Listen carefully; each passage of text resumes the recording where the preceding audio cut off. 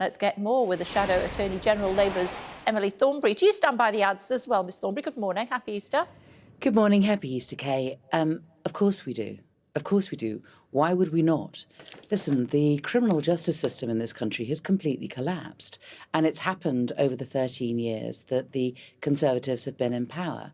And Rishi Sunak is in charge of the government and should do something about it, and isn't. Because I suppose one of the reasons that people are being so squeamish about it, and there's been quite the backlash on Twitter and other social media, is the suggestion that the Prime Minister doesn't want to put sex offenders in jail, and he takes very much exception to that. Well, let's put it this way. If it's such a priority for him, then why doesn't he do something about it? Which means, why doesn't he make sure that the Attorney General puts there's something called an unduly lenient sentences regime, where if someone has been given a sentence which people feel is too low, then it can be referred to the Attorney General, and then she makes a decision about sending it to the Court of Appeal so the Court of Appeal can have another look at it.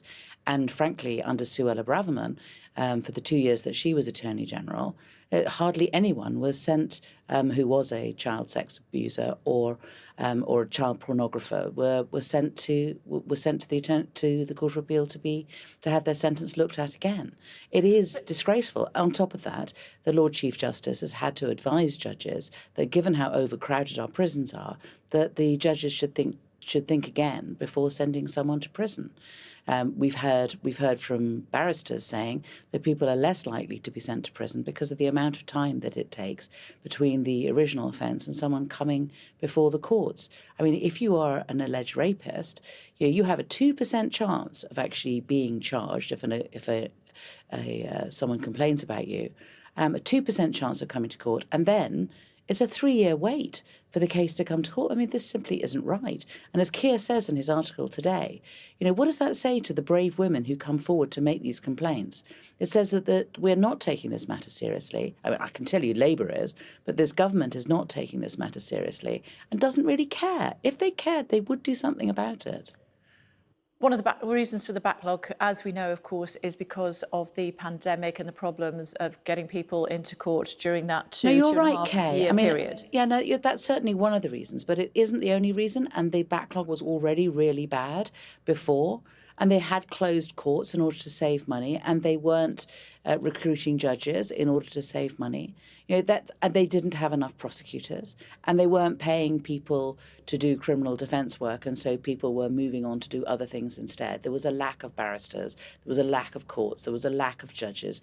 They had privatised the probation service, then they had deprivatised it, they had messed it around, and it's now on its knees. I mean, these are things that have happened under their watch. But is it necessary to lower the party's esteem to the extent or view from the public to the extent where you're suggesting that the Prime Minister is supporting sex offenders? I mean, what is that going to say when it comes to the next election and the campaigns there? I mean, I thought it was the Conservatives who were known as the nasty party.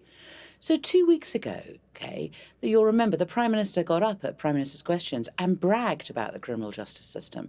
Bragged about having cut crime, which is highly questionable. But in any event, he was bragging about that, and he was taking the record since 2010 and saying, look at us, aren't we great? Look at me, aren't I great? Well, actually, if you want to be accountable, then let's make you accountable. Let's make you properly accountable. And actually, let's make sure that there's a debate. And one thing can be said over the last few days, at least we're starting to debate the criminal justice system, which for far too long, I think, we have been avoiding looking at, but we need to look at hard. And, as Keir has said, he's dedicated his life to ensuring that the criminal justice system works, and he's going to make sure that if he is given the honour of becoming Prime Minister, this will be one of his absolute top priorities, is to sort out criminal justice in this country. One of the things that my viewers will be united with you about this morning is those international scam calls that are catching so many people out. Thank you. So there are tens of millions of these calls that are made every year.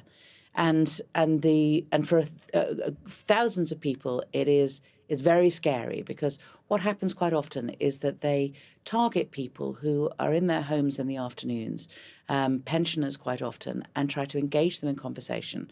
And the longer they engage them in conversation, the more likely they are to be able to steal their money from them. And in order to be able to get people to answer the phone, they instead of and most of these calls are made from overseas. And what happens is that they cover that up by being, and this is legal, they are able to use British numbers. And we simply say this has to stop. And Ofcom must stop it. And they need to go down hard on it. And simply we should not be allowing these spoof calls, is what they're called, to be able to use British numbers. Because the reason they're using British numbers is in order to ensure that people answer the phone. So we need to stop that. And then when it comes to people ringing from their mobile phone from abroad, then so long as they are registered as a UK user, then that their calls can still come into the UK. But no one else should be allowed to.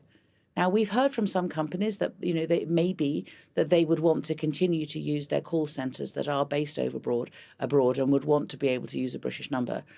To which we say, well, wouldn't it be better if you thought about employing some people in Britain? But if you insist on employing people abroad, then we should have a register. And only people who are on that register should be allowed to use a UK number when ringing from abroad.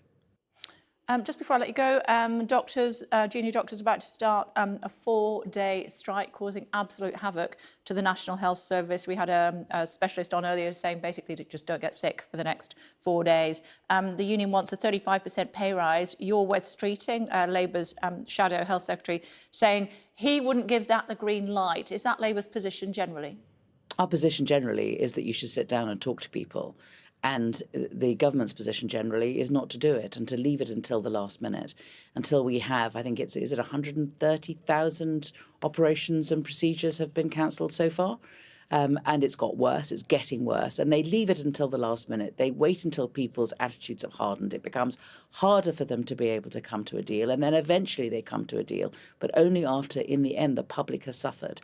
We believe that you should sit down and talk to unions. But at the moment, Barclay's attitude, which is that he's not going to talk to the junior doctors, is ridiculous and should be condemned. We appreciate you taking the time on a bank holiday Monday to join us. Thanks very much as always, Ms. Thornberry. Thank you.